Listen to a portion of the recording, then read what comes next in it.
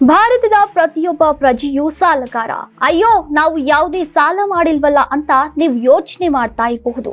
ನಾವು ವೈಯಕ್ತಿಕವಾಗಿ ಸಾಲ ಮಾಡದಿದ್ರು ನೀವು ಸಾಲಗಾರರೇ. ಅದು ಹೇಗೆ? ಪ್ರತಿಯೊಬ್ಬ ಭಾರತೀಯನ ತಲೆ ಮೇಲೆ ಸಾಲ ಎಷ್ಟು ಅನ್ನೋ ಡೀಟೇಲ್ಸ್ ನಾವು ಕೊಡ್ತೀವಿ. ಸದ್ಯಕ್ಕೆ ಪ್ರತಿಯೊಬ್ಬ ಭಾರತೀಯರ ಸಾಲದ ಪ್ರಮಾಣ 4.8 ಲಕ್ಷ ರೂಪಾಯಿಗಳಿಗೆ ಏರಿಕೆಯಾಗಿದೆ.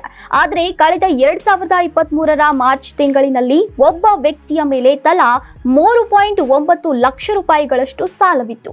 ಈ ವರ್ಷದ ಮಾರ್ಚ್ ತಿಂಗಳ ವೇಳೆ ಇದು 23% ಅಧಿಕವಾಗಿದೆ. RBI ಬಿಡುಗಡೆ ಮಾಡಿರುವಂತಹ 2025ರ ಜೂನ್ ತಿಂಗಳ ಆರ್ಥಿಕ ಸ್ಥಿರತೆಯ ವರದಿಯಲ್ಲಿನ ಈ ಅಂಶಗಳು ಜನಸಾಮಾನ್ಯರಲ್ಲಿ ಆತಂಕಕ್ಕೆ ಕಾರಣವಾಗಿದೆ. ಪ್ರತಿಯೊಬ್ಬ ಭಾರತೀಯನ ಸಾಲವು 4.8 ಲಕ್ಷ ರೂಪಾಯಿಗಳಷ್ಟು. ಕಳೆದ 2023ರ ಮಾರ್ಚ್ ತಿಂಗಳಲ್ಲಿ ಈ ಸಾಲವು 3.9 ಲಕ್ಷ ರೂಪಾಯಿಗಳಷ್ಟಿತ್ತು. ಅದು ಎಷ್ಟು ಅಧಿಕವಾಗಿದೆ ಅಂತ ನಾವಿಲ್ಲಿ ಗಮನಿಸಬಹುದಾಗಿದೆ. ಕಳೆದ 2 ವರ್ಷಗಳಲ್ಲಿ ಇದು 73% ಹೆಚ್ಚಾಗಿದೆ. ಅಂದ್ರೆ ಆಗಿನಿಂದ ಈ ವರ್ಷಕ್ಕೆ ಪ್ರತಿಯೊಬ್ಬ ಭಾರತೀಯನ ಸಾಲವು 90,000 ರೂಪಾಯಿಗಳಷ್ಟಿದೆ. ಪ್ರಮುಖವಾಗಿ ಇಂದಿನ ದಿನಗಳಲ್ಲಿ ಜನರು ಅವಶ್ಯಕತೆಯನ್ನ ಮೀರಿ ಅಧಿಕ ಸಾಲವನ್ನ ಪಡೆದಿದ್ದಾರೆ.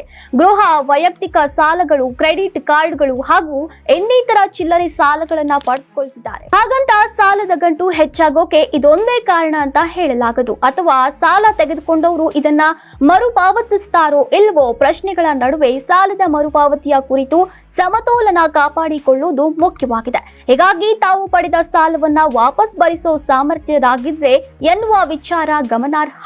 ಕಳೆದ 10 ವರ್ಷಗಳಲ್ಲಿ ಭಾರತದ ಆರ್ಥಿಕತೆ 105% ಬೆಳೆದಿದೆ. ಭಾರತದ ಆರ್ಥಿಕತೆಯು ತುಂಬಾ ವೇಗವಾಗಿ ಬೆಳೀತಾ ಇದೆ. ಇದು ಇತರ ದೇಶಗಳಿಗಿಂತ ಹೆಚ್ಚಾಗಿದೆ. ಮಾರ್ಚ್ 2025ರವರೆಗೆ ಭಾರತ $736.3 ಬಿಲಿಯನ್ ಗಳಷ್ಟು ಹೊರಗಿನ ಸಾಲವನ್ನು ಹೊಂದಿದೆ. ಭಾರತ ತನ್ನ ವಿಭಿನ್ನ ನೀತಿಗಳು ಮತ್ತು ಇತರ ಕಾರ್ಯಗಳಿಗಾಗಿ ಈ ಸಾಲವನ್ನು ಪಡೆದುಕೊಂಡಿದೆ. ಸರಳೀಕರಿಸಿ ಹೇಳೋದಾದ್ರೆ ದೇಶವು ಇತರ ದೇಶಗಳಿಂದ ಸಾಲವನ್ನ ಪಡಿತಾ ಇದೆ. ಅದು ಈ ಹಣವನ್ನ ತನ್ನ ದೇಶದ ಅಭಿವೃದ್ಧಿಯಲ್ಲಿ ಹೂಡಿಕೆಯನ್ನ ಮಾಡ್ತಾ ಇದೆ. ಭಾರತದ ಮೇಲಿನ ಈ ಸಾಲ GDPಯ 19.1 ಆಗಿದೆ. ಇನ್ನು ಇದೇ ವಿಚಾರಕ್ಕೆ ಕಾಂಗ್ರೆಸ್ ಕೇಂದ್ರ ಸರ್ಕಾರದ ವಿರುದ್ಧ ಕಿಡಿಕಾರಿದ್ದು, ಕೇಂದ್ರ ಸರ್ಕಾರ ಅಂಕಿ ಅಂಶಗಳ ಜೊತೆಗೆ ತಜ್ಞರ ನೆರವಿನಿಂದ ವಾಸ್ತವಾಂಶ ಮರೆಮಾಚೋಕೆ ಯತ್ನಿಸ್ತಾ ಇದೆ ಅಂತ ಆರೋಪಿಸಿದೆ. ಮೋದಿ ರಾಜ್ನಲ್ಲಿ ಸಾಲದ ಹೊರೆ ಅಧಿಕ ಮಟ್ಟಕ್ಕೆ ತಲುಪಿದೆ. ಈ ಕೇಂದ್ರ ಸರ್ಕಾರ 11 ವರ್ಷಗಳಲ್ಲಿ ದೇಶದ ಆರ್ಥಿಕತೆಯನ್ನ ಸಂಪೂರ್ಣ ಹಾಳುಗೆಡುವಿದೆ.